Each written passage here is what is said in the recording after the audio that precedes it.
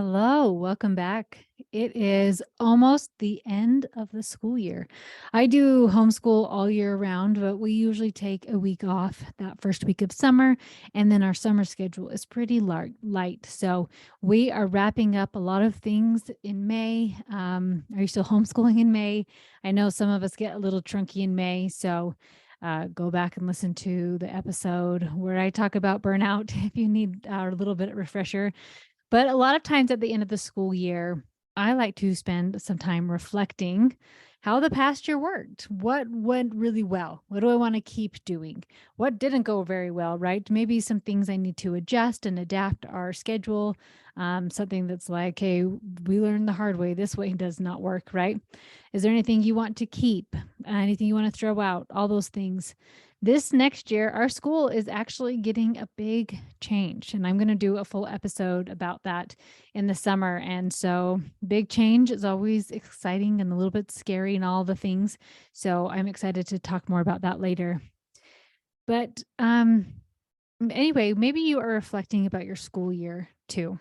And maybe you are looking at some things and wondering if you failed or if your kid is failing or looking at the school year and just like, well, here's where I blew it. Here's all the ways where I did a terrible job, all those types of things and failing and all that stuff. And so, first of all, I want to say, I don't think failing is a bad thing.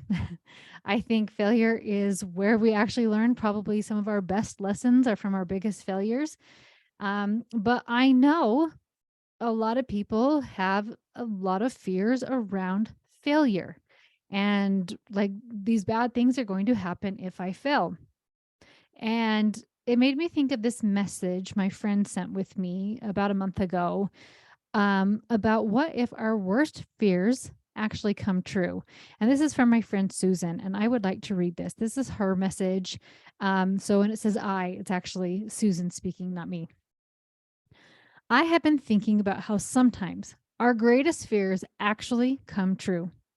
After being promised a great posterity, I'm sure one of Abraham's greatest fears would have been if something happened to Isaac.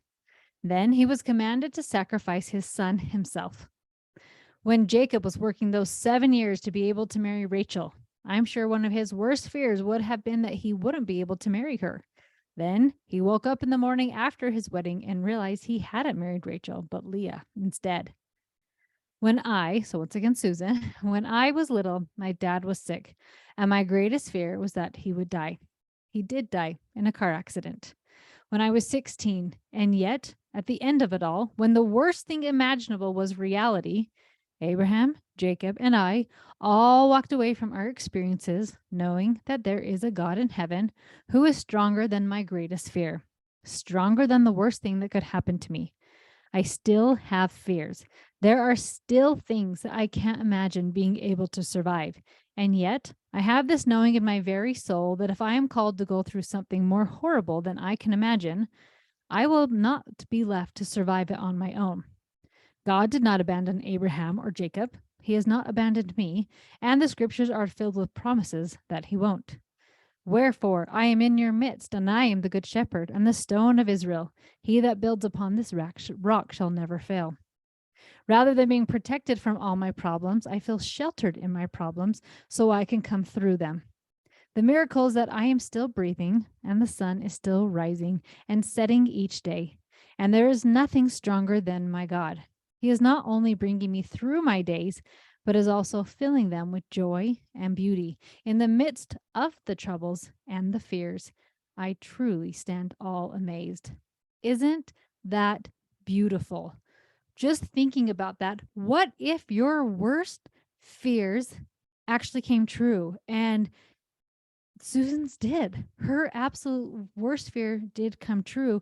And then where she is now, and from her perspective, right, that God never left her, and all these awesome examples from scriptures, right? So now let's apply this into our homeschool. What is your worst fear? What if it came true in your homeschool? So think about this in your homeschool. Do you have a big fear with your homeschool? And then I want you to think about what would actually happen if that fear came true? Do you want to know what's really going to happen? Whatever your fear is, if it comes true, what will happen is you will feel a certain way. Let's go to the extremes here because our brains love to go to the extreme. So let's go to the extreme of something like death. You have the biggest fear of death. That's obviously not homeschool specific, but I'm going to use that one as an extreme because that is one that's like, well, that's a really big one, Mag. So the worst thing that's going to happen is I am going to feel a feeling, which is probably going to be sadness, grief, whatever would come up with feeling that with death. But the worst thing that's going to happen is I'm going to feel a certain way. So now think about this in your homeschool. What is your biggest fear with homeschool? Let's say your kid never learns to read. What would you feel? Maybe you would feel embarrassed. Okay. What does embarrassed feel like in your body? Maybe your face starts to get warm or your hands get sweaty. Maybe you have butterflies in your stomach. Now just sit here and feel that warmness in your face, in your hands, butterflies in your stomach, and realize that is the worst thing that is going to happen is that feeling you are feeling if your kid never learns to read. What if you have a big fear that my kid will never get into college? Okay, what would you feel then? Maybe frustrated. What does that feel like in your body? Can you sit with that feeling? From an article by licensed psychologist Allison M. Stone called 90 Seconds to Emotional Resilience, she talks about the 90-second rule. She talks about the amygdala hijack. The amygdala is a small area deep in the center of the brain that plays a huge role in emotional functioning. It is responsible for your primitive reactions to dangerous stimuli, often referred to as the fight, flight, or freeze response. Because these life and death reactions are vital to survival, your brain wires information from the outside world to the amygdala faster than it does to other parts of your brain. This enables the amygdala to instantly take over and bypass the frontal cortex, the part of your brain in charge of planning and reasoning. When the amygdala is in charge, you act without thinking. Very helpful if a bear is chasing you, but not so helpful at work, or I added homeschool. Sometimes our brain can't tell the difference between a bear or an annoying child. This is when the 90-second rule comes in handy. According to Harvard brain scientist Dr. Jill Bolt Taylor, 90 seconds is all it takes to identify emotion and allow it to dissipate while you simply notice it. Dr. Taylor says that you need to identify the emotion, label it, and observe it without trying to change it.